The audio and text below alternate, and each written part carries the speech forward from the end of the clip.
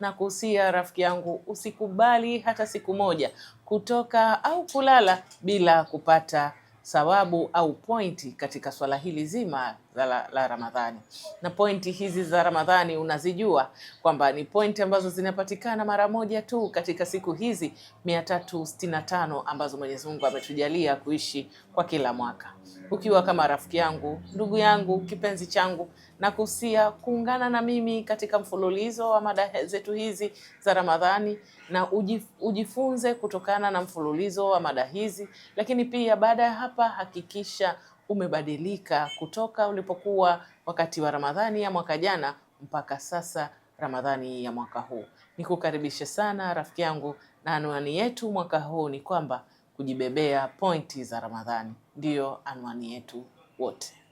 Katika somo namba 1 na kwenda kukuelezea umuhimu wa kukubali matatizo, umuhimu wa kukubali nafasi ambayo Mwenyezi Mungu atakuwa amekuchagulia. Tukichukua mafunzo kutoka kwa rafiki yetu mtume wa Mwenyezi Mungu Nabii Lut, yeye alikuwa na mke wake. Lakini katika mazingira Mwenyezi Mungu alimbashiria Nabii Lut aondoke katika mji wake kupisha ghadhabu ya Mwenyezi Mungu kwa watu wake. Lakini watu ambao watakiwa kuacha nyuma alikuwepo mke wake Nabii Lut.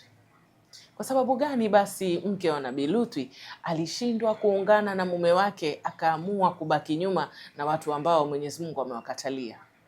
Hii tatizo lake lipo kwa wanawake wengi katika zama zetu hizi. Watu wanaoshindwa kuungana na waume zao, kuungana na wenzao katika heri. Kwa sababu gani? Bado wanaishi katika maisha ya jana. Lakini katika vitabu vingine hususan Biblia, Mwenyezi Mungu ameelezea taarifa ya mke wa Nabii Lut kwamba alimgeuza akawa chumvi ya mawe.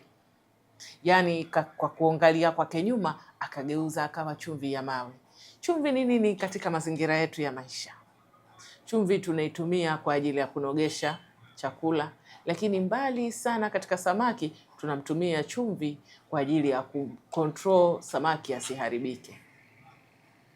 Yaani tunaitumia chumvi kama preservative, kitu cha kuzuia kitu kisiharibike.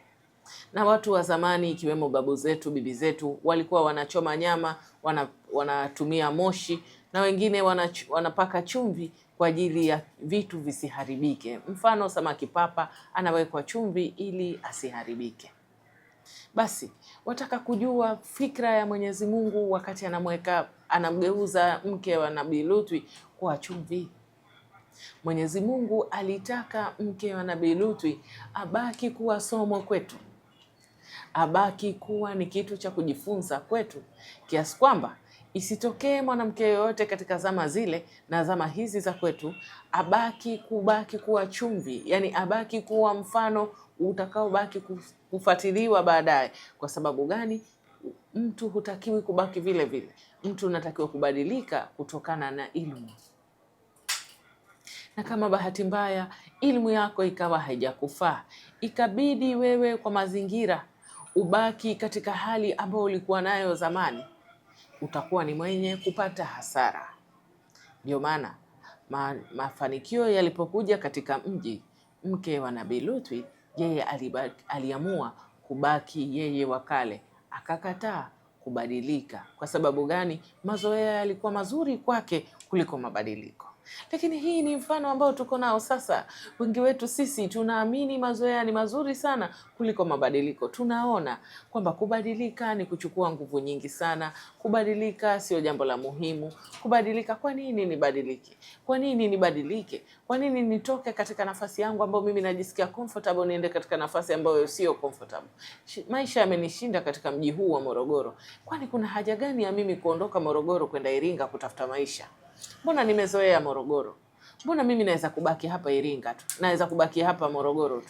Iringa kwanza kuna baridi. Iringa kwanza watu wa kule hawana upendo na watu. Weka sababu nyingi ili tusifanye mabadiliko. Mwisho wa siku unageuka unakuwa chumvi, yani unakuja kuwa kielelezo kwa watu waliofeli.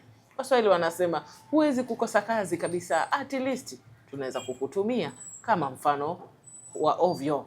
Yani kwamba hata kama ukiwa mjinga namna gani huwezi kukosa kazi. Tunaweza kukutolea mfano mbaya kwamba fulani alikataa mabadiliko, akaamua kubaki yeye wakale, akaja akakutwa na mabadiliko muda ukiwa umesha kwenda.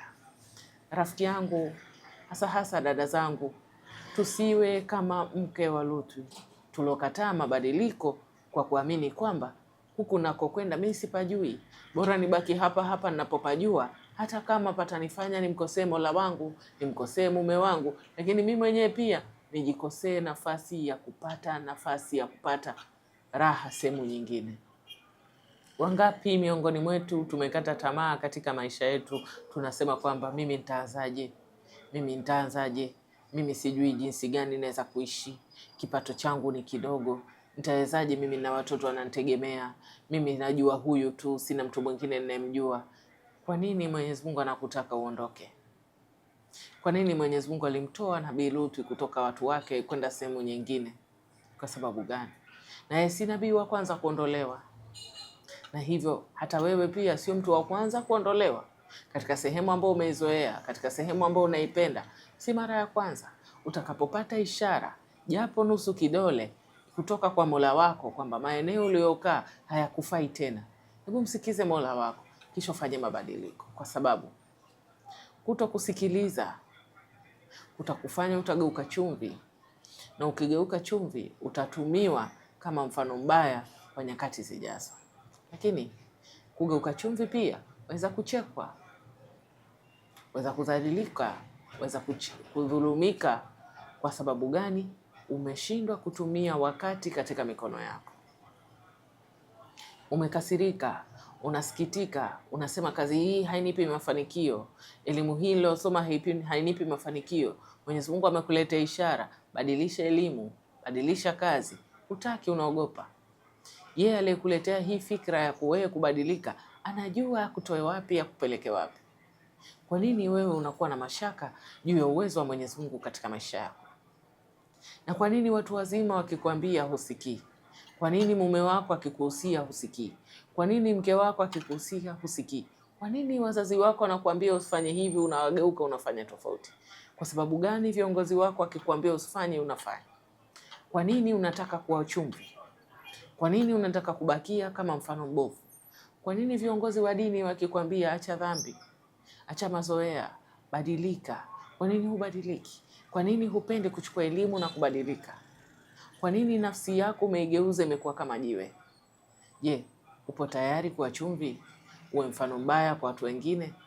Upo tayari kuwa chumvi, upoteze nafasi yako ya kubadilika? Je, upo tayari kuwa chumvi, tukutumie kama kiungo? Wajua kazi ya chumvi, ikizidi tunalalamika, ikipungua tunalalamika. Utaiweza lawama ya wanadamu? Utaweza kuishi kwa kulaumiwa? Kwa nini usifanye mambo yako ukiwa free kama maji, ukeepuka kuwa mfano kutoka kwa mke wa Nabii Lutu? Nakupenda sana rafiki yangu, na natumai kutokana na fikra hii utafanya mabadiliko katika maisha yako, na utaepuka kuwa chumvi, utaepuka kusikitikiwa ukizidi na kusikitikiwa ukipungua. Nakupenda sana na nakuombea kila laheri. Ramadhani karimu.